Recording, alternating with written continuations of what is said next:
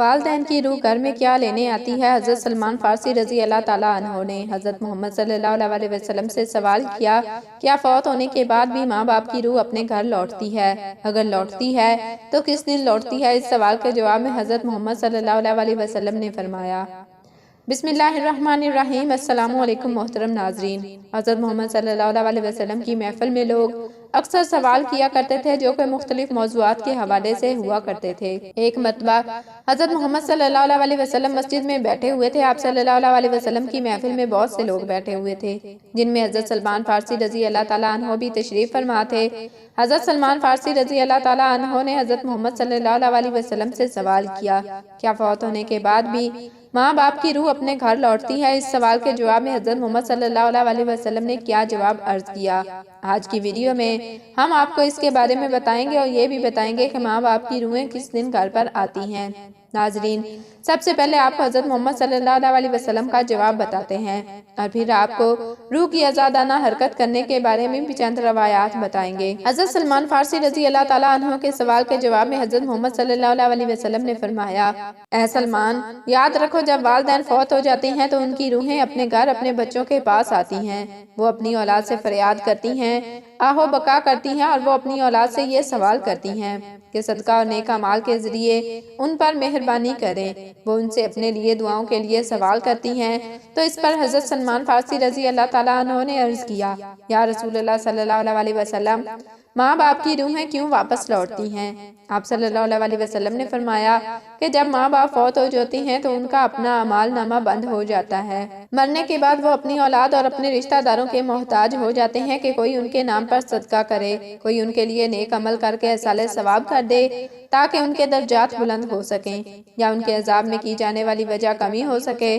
یہی وجہ ہے کہ ماں باپ کی روحیں گھر لوٹتی ہیں اور فریاد کرتی ہیں کہ انہیں بھی دعاؤں میں یاد کیا جائے، ان کے لیے اعمال کیے جائیں اور صدقہ دیا جائے۔ پھر حضرت سلمان رضی اللہ تعالیٰ عنہ نے دوبارہ پوچھا کہ یہ ارواح کب کب اور اپنے گھروں کو لوٹتی ہیں؟ تو آپ صلی اللہ علیہ وسلم نے فرمایا کہ یہ ارواح ہفتے میں ایک دن اپنے گھروں کو لوٹتی ہیں اور وہ دن جمعہ رات کا ہے، یعنی جمعہ کی رات کو یہ روحیں اپنے گھروں میں آتی ہیں اور چیخ چیخ کر اپنوں کو پکارتی ہیں، لیکن جو لوگ زندہ ہیں ان کی آوازیں نہیں سن سکتے، وہ اپنے دنیاوی کاموں میں مگن رہتے ہیں، لہٰذا یہ روحیں اسی طرح سے مایوس ہو کر لوٹ جاتی ہیں، سوائے ان کے جن کی اولاد نیکوکار ہو اور اپنے والدین کے لیے اعمال ہدیہ کرے اور ان کے لیے دعا کرے۔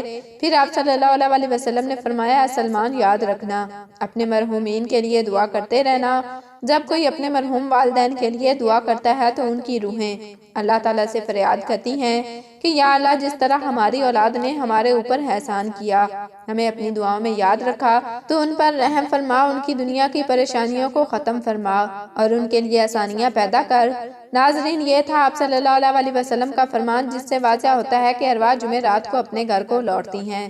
حضرت علی رضی اللہ تعالیٰ عنہ کی اسی طرح کی ایک اور حکایت بھی روایت کی جاتی ہے کہ ایک مرتبہ حضرت علی رضی اللہ تعالیٰ عنہ مسجد میں اداس بیٹھے ہوئے تھے کہ حضرت سلمان فارسی رضی اللہ تعالیٰ عنہ تشریف لائے اور آپ سے پوچھنے لگے کہ میں آپ کو افسردہ دیکھ رہا ہوں، تو حضرت علی رضی اللہ تعالیٰ عنہ نے فرمایا، اے سلمان، میں اس لیے اداس ہوں کہ آج میں نے ایک ماں کی روح کو اپنی اولاد کے گھر پر روتے ہوئے دیکھا ہے۔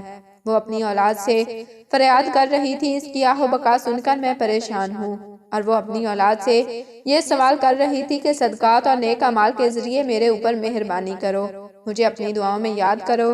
تو اس پر حضرت سلمان فارسی رضی اللہ تعالیٰ عنہ نے عرض کیا، اے علی رضی اللہ تعالیٰ عنہ، کیا مرنے کے بعد ماں کی روح بھی واپس لوٹتی ہے؟ تو حضرت علی رضی اللہ تعالیٰ عنہ نے فرمایا، ہاں، جب ماں باپ فوت ہو جاتے ہیں تو ان کا اپنا اعمال نامہ تو بند ہو جاتا ہے، مرنے کے بعد وہ اپنی اولاد اور اپنے رشتہ داروں کے محتاج ہو جاتے ہیں، کوئی ان کے نام پر صدقہ کر لے، کوئی ان کے لیے نیک عمل کر کے ایصال ثواب حاصل کر دے تاکہ ان کے درجات بلند ہو سکیں یا ان کے عذاب میں ان کی وجہ سے کمی ہو سکے۔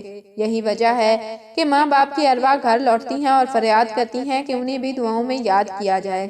ناظرین، ہمیں یہ معلوم ہوا کہ والدین کے لیے ان کی وفات کے بعد دعا کرنا ضروری ہے۔ اور ان کو اعمال ہدیہ کرنے چاہیے تاکہ ان کی ارواح کو سکون پہنچ سکے۔ ایک روایت میں آتا ہے کہ ایک بزرگ نے اپنے مرحوم بھائی کو خواب میں دیکھا تو پوچھا، کیا ہم لوگوں کی دعائیں آپ تک پہنچتی ہیں؟ تو اس مرحوم نے جواب دیا، ہاں، خدا کی قسم یہ دعائیں ہمارے پاس نورانی لباس کی صورت میں پہنچتی ہیں، ہم ان کو پہن لیتے ہیں۔ لیکن ناظرین، کتنے افسوس کا مقام ہے اور افسوس کی بات ہے کہ عموماً لوگ اپنے مرحومین کو بھلا دیتے ہیں اور چند دن دعا کرنے کے بعد ان کے لیے دعا بھی نہیں کی جاتی۔ یہی عام مشاہدہ ہے۔ ناظرین، جہاں تک بات ہے ارواح کی، وہ مرنے کے بعد نقل و حرکت کر سکتی ہیں یا نہیں، تو اس حوالے سے آپ کو ایسی روایات سناتے ہیں جس سے روحوں کی آزادانہ نقل و حرکت کے بارے میں واضح ہوتا ہے۔ حضرت سعید بن حسیب رضی اللہ تعالیٰ عنہ سے مروی ہے کہ حضرت سلمان فارسی رضی اللہ تعالیٰ عنہ اور عبداللہ بن سلام رضی اللہ تعالیٰ عنہ باہم ملے۔ ایک نے دوسرے سے کہا، اگر تم مجھ سے پہلے انتقال کرو تو مجھے خبر دینا کہ وہاں کیا پیش آیا۔ پوچھا گیا، کیا زندہ اور مردہ بھی ملتے ہیں؟ فرمایا، ہاں، مسلمانوں کی روحیں تو جنت میں ہوتی ہیں، انہیں اختیار ہوتا ہے جہاں جانا چاہتی ہیں وہاں جائیں۔ حضرت عبداللہ بن عمر رضی اللہ تعالیٰ عنہ کا فرمان ہے کہ دنیا مومن کا قید خانہ ہے اور کافر کی جنت۔ جب مسلمان مرتا ہے تو اس کی راہ کھول دی جاتی ہے، جہاں چاہے جائے۔ ناظرین، روح وہ امر ربی ہے جس کے حکم اور پروگرام کے ماتحت ہمارا وجود شروع ہوتا ہے۔ قرآنی تعلیمات کی روشنی میں یہ کہا جا سکتا ہے کہ روح کا مادہ نور ہے اور نور توانائی کی ایک قسم ہے۔ جس طرح ملائکہ نور سے پیدا ہوئے، اسی طرح روح بھی سائنسی تحقیق کے مطابق روح انسان کا وہ حصہ ہے جس کا موت بھی کچھ نہیں بگاڑ سکتی۔ روح اللہ تعالیٰ کے ایک فیصلے کا نام ہے، اس سے زیادہ جانا نہیں جا سکتا۔